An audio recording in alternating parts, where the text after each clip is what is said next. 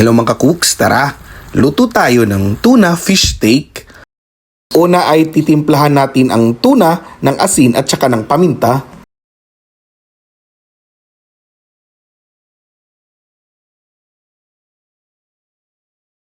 Pagkatapos timplahan ay magpapainit tayo ng mantika at ipiprito na natin to.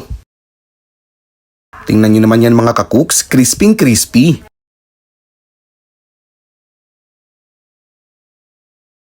Sa parehong kawali, bawasan natin ang mantika at magigisa na tayo ng bawang at saka ng sibuyas.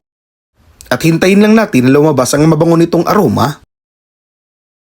Pag okay na, maglalagay tayo ng kaunting tubig, toyo, at saka ng oyster sauce.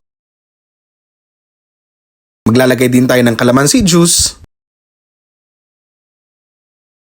asukal,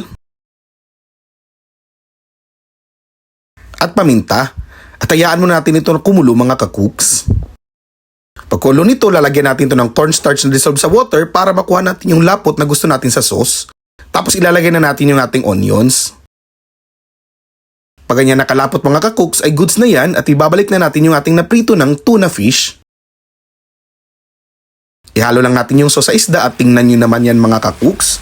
Sobrang sarap talaga nito. Yummy!